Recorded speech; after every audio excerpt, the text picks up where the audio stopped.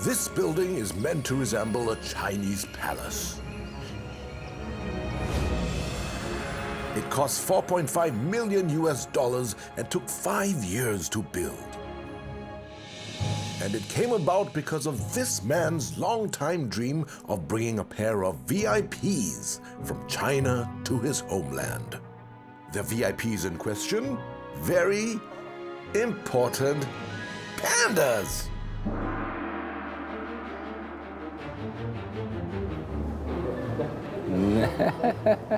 Oh, coming here. Gimana ya? Good boy. Yeah, same my grandson. Not all animals can have its own palace, but panda can have its own palace. Here, the pandas get the attention and treatment usually reserved only for royals. And it's not just Indonesia. We will always do whatever is necessary to ensure that we have the right skill sets to take care of the animals. Countries around the world are pulling out all the stops for these furry diplomatic gifts to thrive. There is the idea of quid pro quo, right? You do something for me, I do something for you. The Chinese Foreign Ministry is well aware of the value of the pandas. A new visa-free arrangement has been announced for bilateral cooperation between our two countries. In the last decade, Singapore, Malaysia, and Indonesia received pandas from China, bringing the total number of giant pandas in Southeast Asia to 6, the highest number ever. What does this say about China's relationship with the region?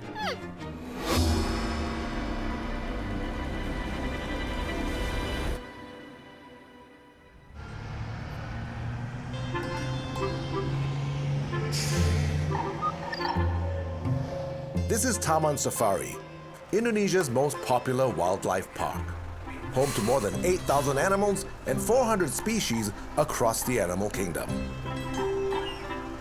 But one species takes the top spot, quite literally. At the highest point of the park's grounds, where temperatures hover at a pleasant 18 to 24 degrees Celsius year-round, a pair of giant pandas have the special privilege of calling this home, at least for now. My name is Jansen Manasan. I'm the owner of the safari. I am the first to bring the panda to Indonesia. Bagus ya. Senang ya. It's Indonesian bamboo, right? I don't know he understand or not. Giant pandas Tai Tao and Huchun are on a 10-year loan from China. Like other pandas around the world, Tai Tao and Huchun are part of China's diplomacy program, which means, like their furry counterparts around the world, they're strategically used by China to earn goodwill, build alliances, and make friends. But they don't come free. Zoos pay up to $1 million a year for a pair. Panda is a symbol of the peace, symbol of the cooperation. This creature is magnificent, it's like a symbol of the world. We run out for 15 years, almost 15 years, how to get the panda to Indonesia. We tried many ways. We talked to the embassy and then we asked how we get it. So this is through the government. This is very difficult for B2B, private to private. This should be country to country. Then, help arrived from a long-time fan of Taman Safari. When my president visits my safari park, he comes several times. She loves safari. You ask how the government any help. I say, yeah, I want to the panda. You're definitely not going to send your national treasures to any Tom, Dick, and Harry. Very often, pandas are sent to strategic partners that either have a great deal of resource that China can actually extract from, or they may have geopolitical reasons.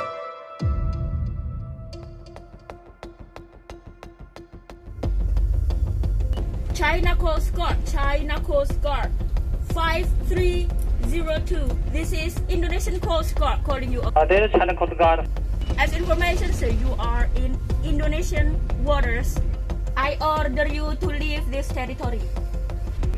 No, I protest. China has an indisputable sovereignty over the island in South China Sea. The rich fishing grounds off Natuna Islands lie in a part of the South China Sea that China has been trying to lay claim to. In 2016, exchanges like these happened frequently because illegal fishing vessels from China were encroaching on the area. Indonesian authorities arrested Chinese fishermen and in some instances even blew up their boats. In response, China sent in their coast guards to accompany their own fishing boats, leading to heightened tensions between the two countries. President Jokowi conducted a meeting on board of Indonesia's Navy vessel. He wanted to tell the public that Indonesia has a strong leader that can defend its own country. At the same time, I think President Jokowi was also aware that the situation was fragile. He wanted to make sure that the escalation didn't go further, that diplomacy was still the option he chose when interacting with China. In 2017, 1 year after the dispute in the South China Sea, President Jokowi had an official visit to Beijing for other diplomatic matters. So when the meeting in China, some meeting and then mentioned, I think this mentioned 2 times. If China gives you pandas, there is a strong signal that you are a very strategic ally to China, and there may be benefits that come from that. Countries that might potentially host pandas might be eager to take them to demonstrate that they have an eagerness to build ties and to develop relations with the PRC, and perhaps through the pandas encourage more economic interaction that may help with growth, employment and things like that.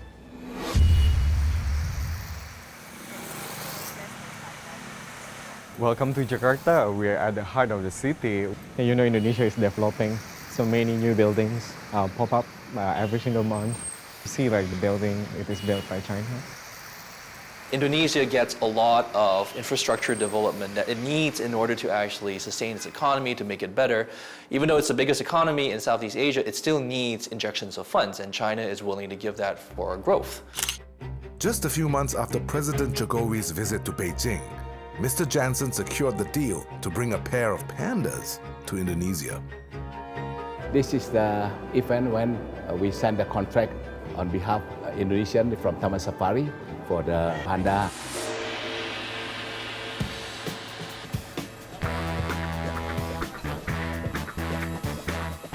今天彩陶和胡春来到千岛之国印尼，带来了中国人民的深厚情谊，在两国和两国人民之间架起了友好交往的新桥梁、新纽带，并为中印尼人文领域的合作注入了新的强劲动力。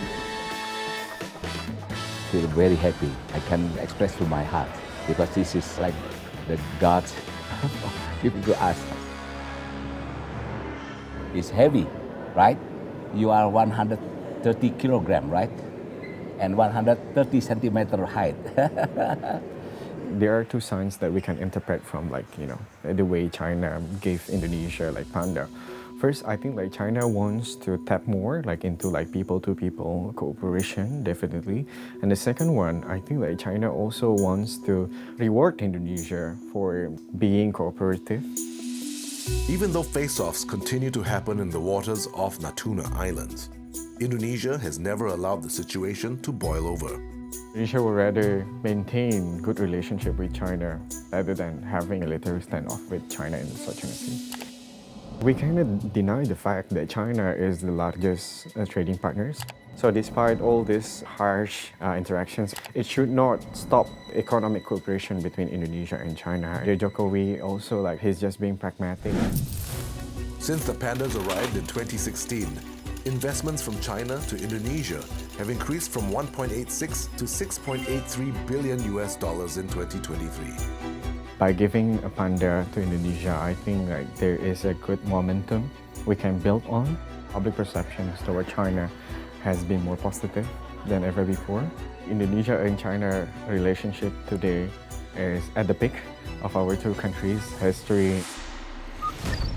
The same can be said about other countries in Southeast Asia. In the case of Malaysia, so when you look at the foreign direct investment that comes from China, it would seem that a year after panda leases have been signed and a year after the pandas actually arrive, you see a major spike in investment. So it would seem that there is some association, perhaps, that goes on between having pandas and getting a major injection of investment from Beijing.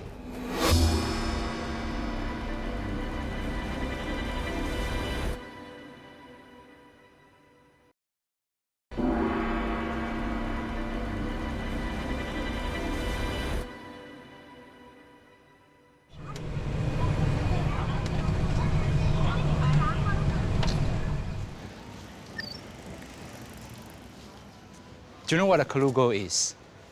Yeah. So we have quite a few of them living in our parks. Can you see it here? As the head of operations and life sciences at the Mandai Wildlife Group, Dr. Cheng knows a great deal about animals, including how they have been used in diplomacy since ancient times. The modern zoo first started around about 200 years ago. European countries, when they start colonizing the world, they bring animals for people to see from faraway countries. But the use of animals in diplomacy predates the first zoos. Cleopatra gifted a giraffe to her political ally and lover, Julius Caesar. Old kingdoms were known to exchange elephants to strengthen alliances.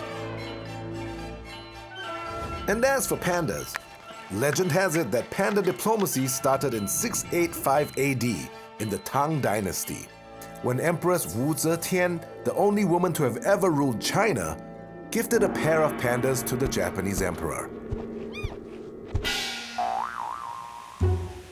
Of course, in the context of major powers striking alliances, the panda isn't the most formidable creature. But in modern times, their cuteness has gone a long way in their role as animal diplomats. The fact that giant panda is such a cute animal is a bit of a biological quirk. So they actually evolved not to be cute, right? They evolved to have this, very round face because they eat bamboos. So therefore they have very short, very powerful jaw with huge cheek muscle. And the black and white color scheme is actually allows them to camouflage in nature. When it starts snowing in the wild, from far away, they actually looks like a rock.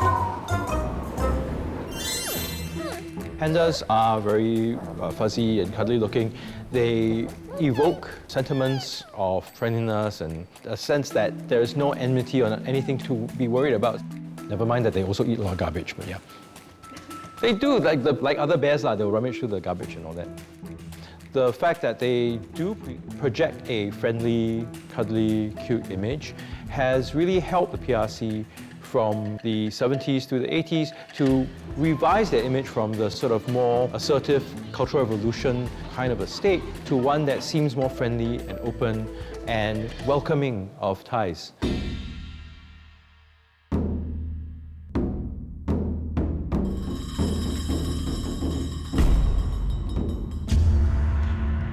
China, for a very long time, has been a major power. They were a civilization that was very, very powerful technologically, culturally, militarily.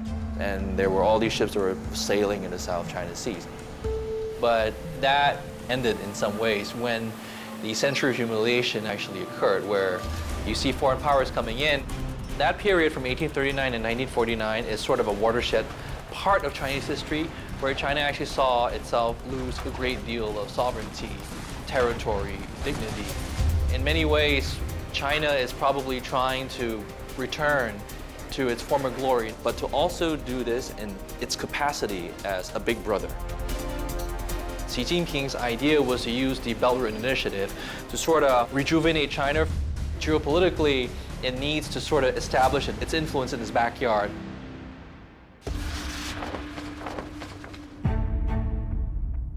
Southeast Asia is of strategic importance to China. One reason is because a few of Southeast Asian countries share a common border with China, namely Vietnam, Laos, and Myanmar. Since 2013, China has invested an estimated $240 billion in Belt and Road projects across Southeast Asia. The Belt and Road Initiative encompasses a wide range of projects like railways, highways, port development, as well as industrial park development, and even construction of power stations. For China to win influence in Southeast Asia, it is not a done deal because there are other key players who are interested in engaging the region, namely the United States, Japan, Australia. It is in its interest to use all available means to try to further strengthen its ties with the region. Panda diplomacy is one of the effective tools at China's disposal, and this is a product which only China has and no other country is able to replicate this. Currently, Southeast Asia has 3 countries with pandas: Singapore, Malaysia, and Indonesia. Malaysia, Singapore, and Indonesia, they sit astride a key strategic sea lane of communication, which is the Straits of Malacca. China in particular has 80% of its oil imports that passes through this Straits of Malacca. I'm actually not surprised that China has sent pandas to these 3 countries as part of its efforts to build stronger relations with these 3 countries. The Malaysia Panda lease deal was signed in 2012. In 2014, pandas Feng Yi and Fu Wa arrived. There is some association, perhaps, that goes on between having pandas and getting a major injection of investment from Beijing. So what you can actually see here in 2012, this is the amount of investment we had from China, which is 460 million USD. A year after the leases have been signed, the amount is 3.23 billion US dollars. China loans out their pandas to foreign countries on a 10-year basis, charging up to 500,000 US dollars per panda per year. This lease is extendable, but it's up to China to decide if they want to grant it or not.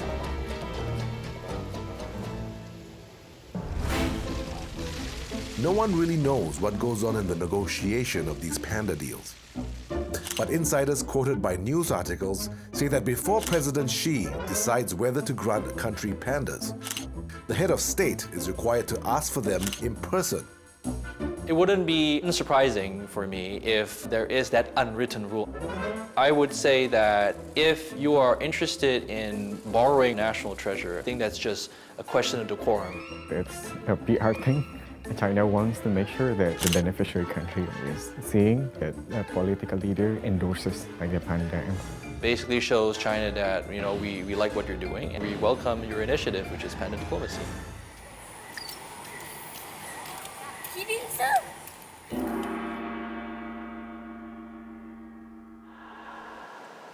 Fua!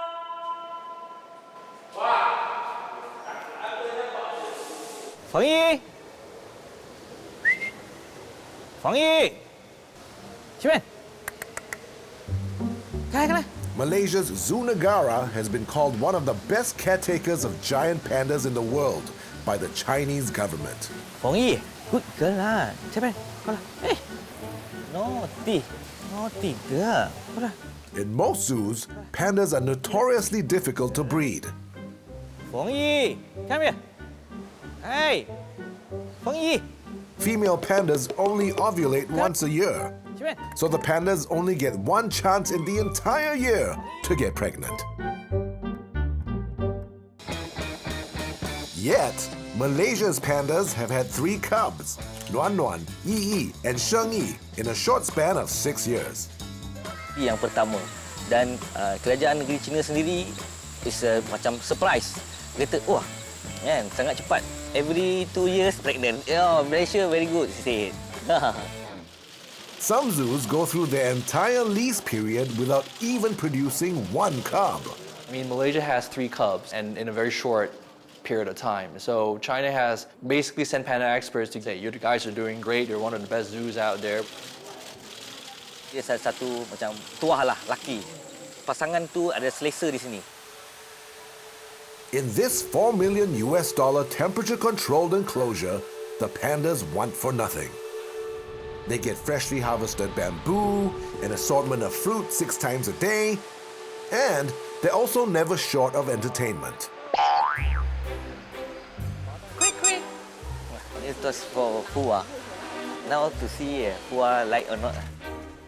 Technically, all zoos around the world do this. So, what is it that Malaysia did differently? Say, eat first, later play. Maybe. Perhaps the answer lies in Akmal's tender loving care. Apa keperluan kita kasih. His job is literally to make the pandas feel as comfortable as possible and hope that the pandas will mate. Jaga dia 100% dengan istilah come from hati. It's like the family, one family. As part of the loan agreement, cubs born overseas have to be returned once they reach a certain age. All three of Fuwa and Fengyi's cubs have gone back to China. But take a look at these videos. 暖因想念奶爸难过到流泪。她在马来西亚是被宠的公主，回来之后的环境自然是无法适应的。这天，暖暖在外场活动，看到了好像是马来西亚奶爸的游客，她满心愉悦地凑上前，但是后来发现不是对方。 Even though it's been years since the first cub Nuan Nuan left Malaysia, Chinese netizens are still raving about what a good nanny Malaysian zookeeper Akmal was to her. Because I also see the video Nuan Nuan, Xingyi, I also sad. There is usually a sort of positive outpouring online when panda cubs are born because it comes with not just the fact that you may have looked after a panda well. Now, this also means that when there are images of pandas perhaps not faring as well, there's often a sort of outpouring of strong sort of sentiment towards that host country. This image surfaced on Chinese social media. Claims arose that this was Lele from the Memphis Zoo. And netizens were saying that he had been stabbed by his keepers. They were enraged.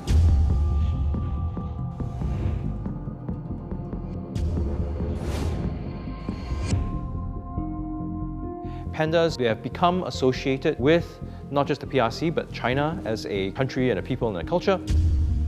So I think for regular citizens of the PRC, I think they take it for granted that pandas should be cared for, should be looked after. I think especially those who are very vocal online, believe that their state is a great one that is worthy of respect, and they get very upset when they feel that their state is being slighted. It's a function of the sort of online Chinese nationalism that we see. There was never any evidence that the Memphis Zoo was ill-treating its pandas. In fact, it was eventually found that this image was not the Memphis Zoo's Lele, but rather a panda named Shulan, who was in fact in China. But the controversy shows just what's at stake for host zoos. Whichever country that hosts pandas have to show that respect. You're dealing with China's national treasure. So treating pandas well in some ways may be akin to treating China well. Fengyi, good girl. Akmal may not realize it, but his care towards the pandas and their three cubs has had a very important role in cementing his country's relations with one of its largest trading partners. I'm not surprised that, yeah, some zoos that are more well-equipped, that are maybe larger in scale, may feel that, we should be breeding more pandas. This is a very high-profile animal, kind of making us feel at the beginning it's the president.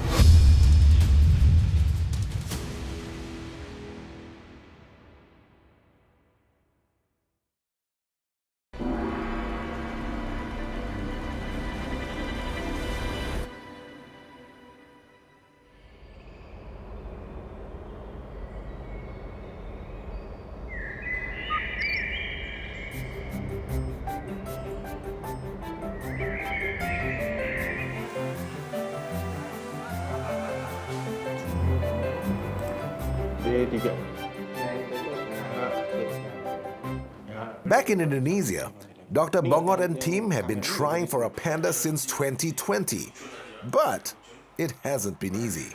Huchun and Chai Tao here is also as a part of the reproduction program conservations.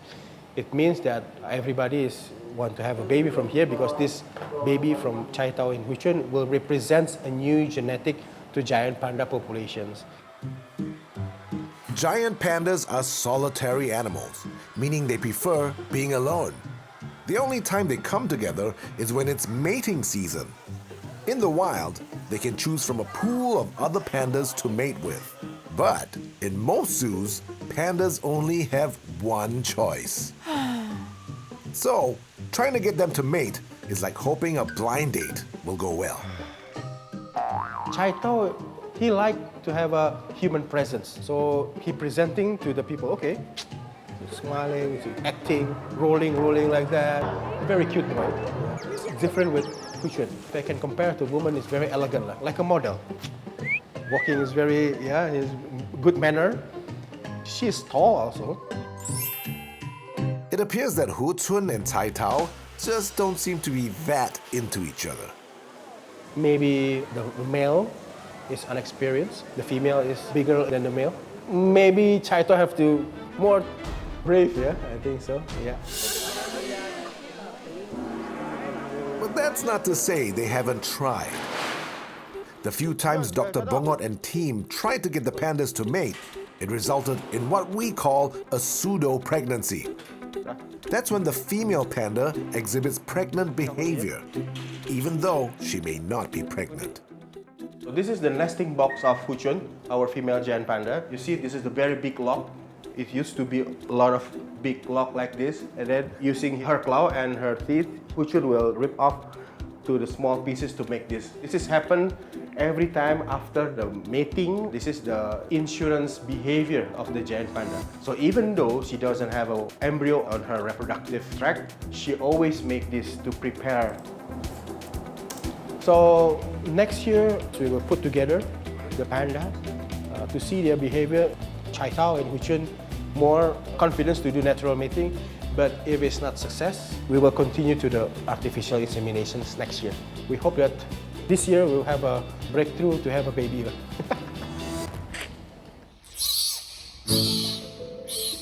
When you have panda cubs, there is usually a lot of excitement with baby animals, and these will be particularly cute baby animals. So you attract more people, more foot traffic, more ticket sales. Let's not forget that there's a commercial aspect to this. For many zoos, we are a self-funding institution. It means that we need to generate all the fundings that we require to run our operations. So when visitors come to our park, buy tickets, they take part in our experiences and they buy things from our retail stores. It all helps us in running our parks. Over at Singapore's River Wonders, the panda team tried for a panda baby for years before they were successful. Right over there. Sorry. This is Dr. Abraham Matthews. He's the man that got Singapore's panda pregnant. Oh no. Wait, that's not what I mean. Hi, I'm Dr. Abraham Matthew, and I was part of the veterinary team that assisted with getting our panda pregnant. Singapore's pandas, Kai Kai and Jia Jia, arrived in 2012. But it wasn't until 2021, 9 years later into their lone tenure, that they had their first cub, Lala. Every single year for 6 years, we tried natural mating. But then it always got to the point where he either stopped trying or it started becoming a bit too aggressive. This is actual footage of the attempt to get Jia Jia and Kai Kai to mate. There is certainly a risk when you want to mix solitary animals. One may kill the other because of just incompatibility issues between the two. Which is why the panda care team eventually resorted to artificial insemination to get Jia Jia pregnant. These are our liquid nitrogen tanks. They are known as cryo tanks. And this is actually the tank where we store semen. When we want to use it, what do? We take it out, we thaw it, we bring it to room temperature. We will use that to then inseminate the animal. Sounds simple enough. But there's a reason why it actually took years for a successful attempt. The greatest challenge with pandas and breeding is they only ovulate one time a year. And their window is really, really small, right? Between 24 to 48 hours, and then that window closes, and then you have to wait for the next year. Every single time you do an artificial insemination on an animal, and it doesn't get pregnant, it is very frustrating because it's a lot of effort that we have put together to try and get her pregnant. That's why the birth of Lala was such a big deal.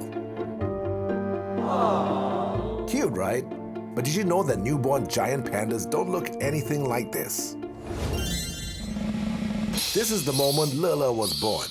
Yep, newborn pandas look kinda undercooked. Weighing in at just over 100 grams, they're born disproportionately small. Mother pandas, being 1,000 times their cub's weight, can easily crush their babies. Some scientists theorize that pandas are born so tiny because of the strangeness of panda pregnancies.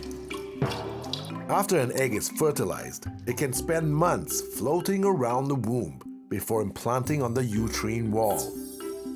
Then, it spends only 1 month growing inside the womb. This is half the time as compared to other bear species' pregnancies. So, pandas kind of are born premature. When first-time mom Jia Jia gave birth, panda keepers were on close watch.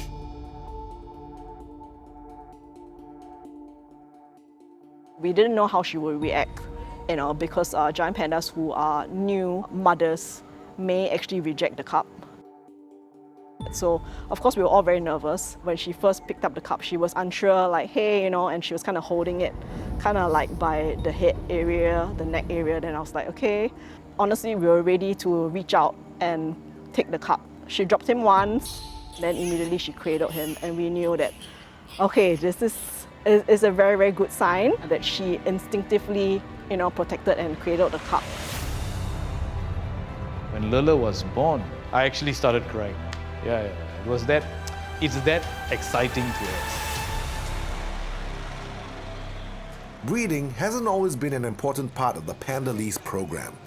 But that changed when conservationists realized that the species was under threat of extinction. First time China sent their giant panda outside of the country, they regard it more as diplomatic gift. This was much earlier on, as early as the 1970s, when pandas were still being sent around from country to country on short-term loans. They were as short as a couple of months. So there was no conservation at that point. It was just basically a display of something rare and unique. And that was actually done to the detriment of the pandas because there was no breeding involved, obviously, because they were traveling from one place to the other. Some pandas were even captured from the wild and sent abroad, like Panda and Pandi, the first pandas that China gifted to the United States in the 1940s. By the 1980s, just over 1,000 pandas remained in the wild.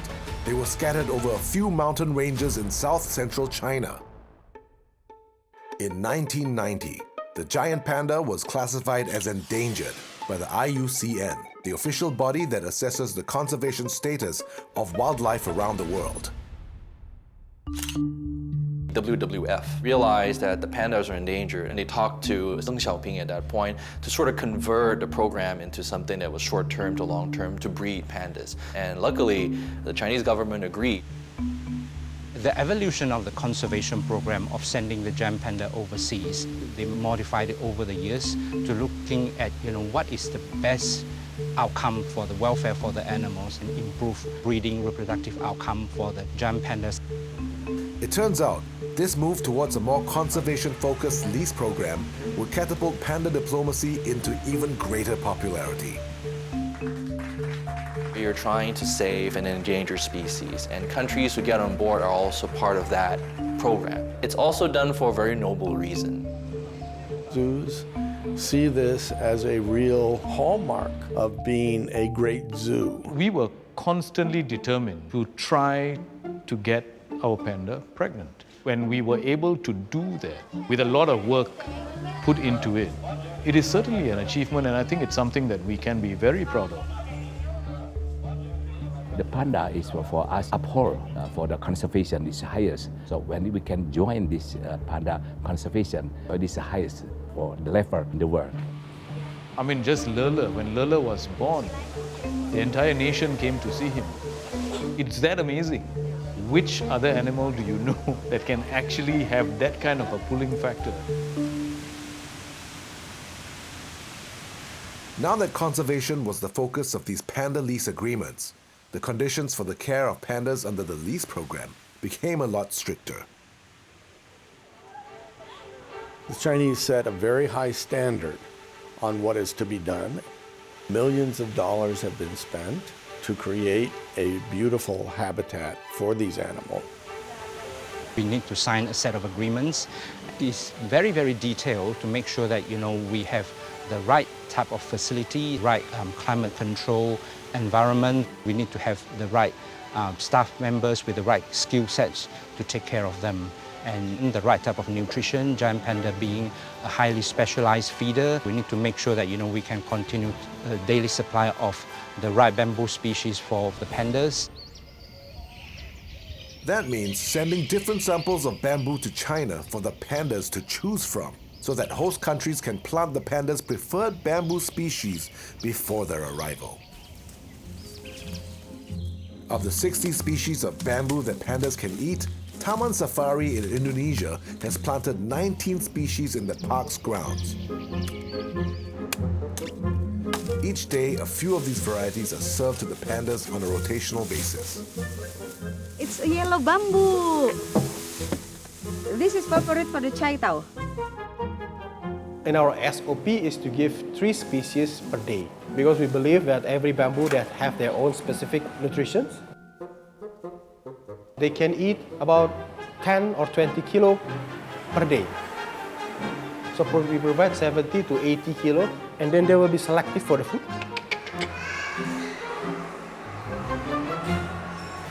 This agreement between country and country. This is very high-profile animal, kind of making us feel at the beginning it's depressing. Zoos have to bear the cost of the upkeep of pandas. And this is on top of the annual loan agreement fee, which can cost up to $1 million. All this money that is spent on pandas has gotten some people voicing their concerns. And among the loudest are the conservationists? 60 million ringgit had already been spent for the pandas. When you hear that money seems to be so easily made available for a foreign species, it hurt us a lot.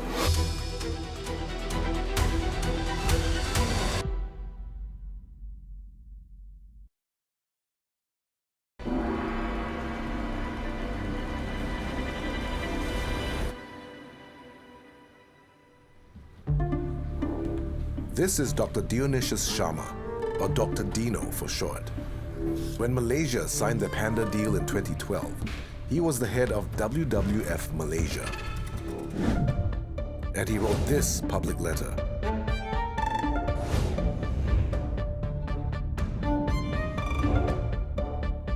Dr. Dino was more keen to save the Malayan tiger, an endangered species that can only be found in Peninsular Malaysia.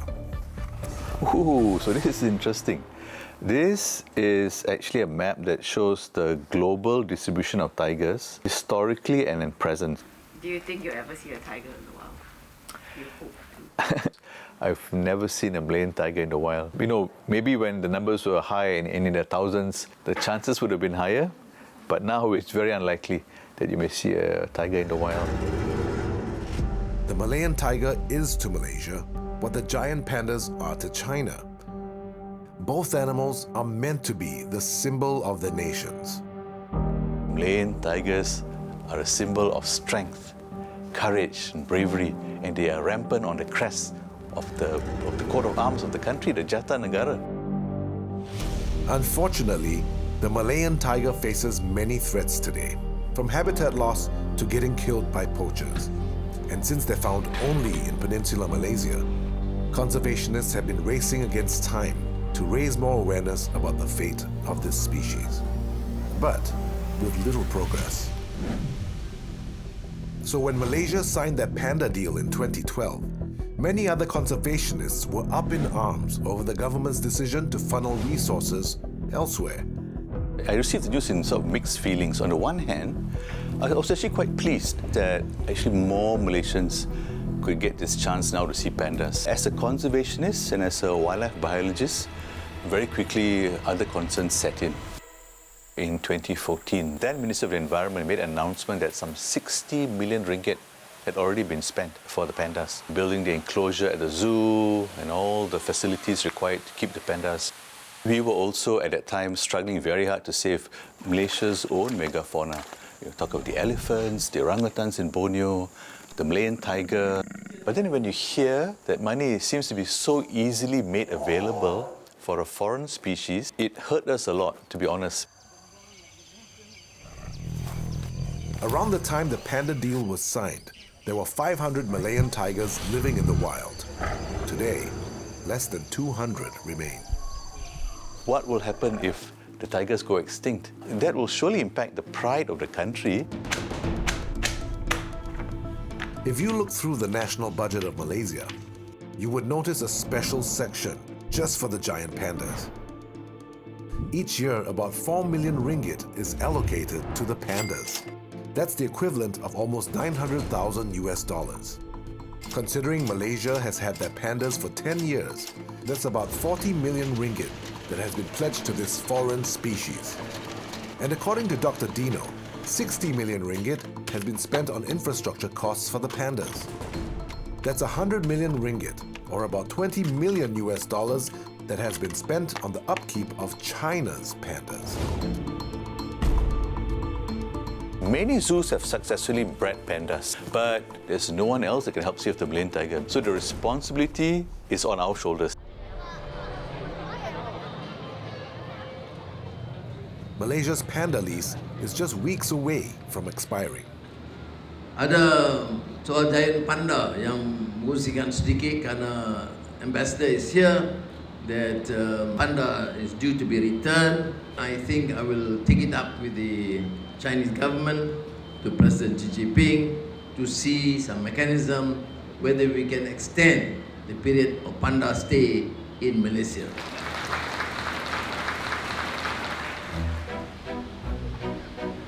So far, no word from China about whether they will grant Prime Minister Anwar's request for extension. Kemungkinan hubungan ini akan disambung sebab kita tak ada apa-apa masalah dari segi penjagaan dan juga tak ada masalah dari segi breeding lah. Saya berharap hubungan diplomatik antara Malaysia dan China yang menghubungkan tukaran atau kontrak panda disambung.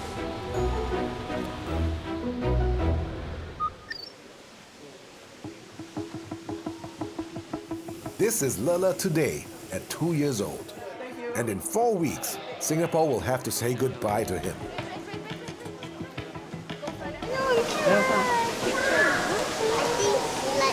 He likes you? I think so. Under the lease agreement, all panda cubs born overseas have to return to China within a few years of their birth. The last day itself, you can see that the guests in the crowd were quite emotional, and one of my staff was at the door. She could see people tearing up and crying. So for us, of course, it marks a milestone where this is kind of the start of his journey to go back to China. On January 16th this year, Lala began his journey to the Chengdu Panda Base, one of 5 conservation centers in China for the breeding and research of giant pandas.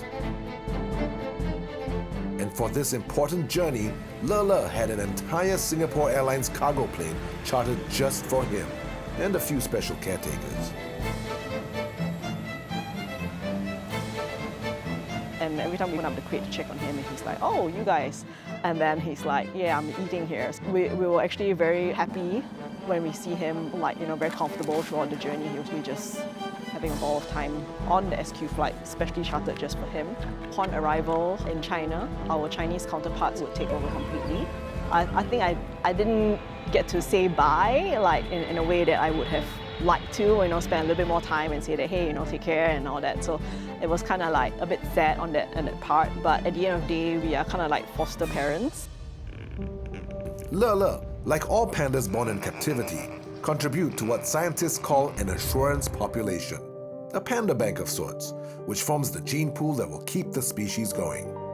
So basically, when I first was part of the panda care team and found out that Chinese had a goal of basically building an assurance population of 600 giant pandas. So at the time when I first joined, the numbers were still at 500 plus. So I think that is very important in the bigger picture. Lala as an individual contributes to the survival of this species.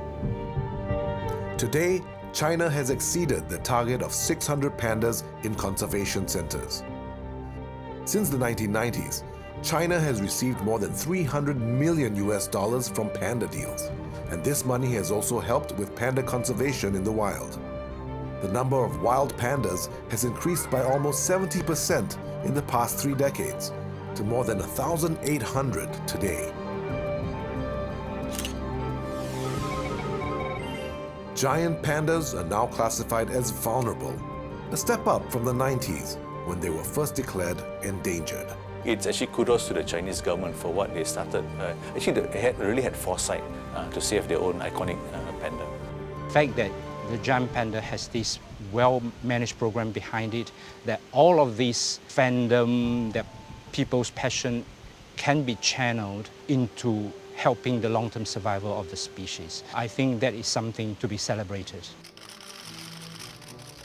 So there is this important linkage between the China and the recipient countries. And this is actually not so visible to the outside eye, but it is an important component of people-to-people engagement that arises as a result of China's panda diplomacy.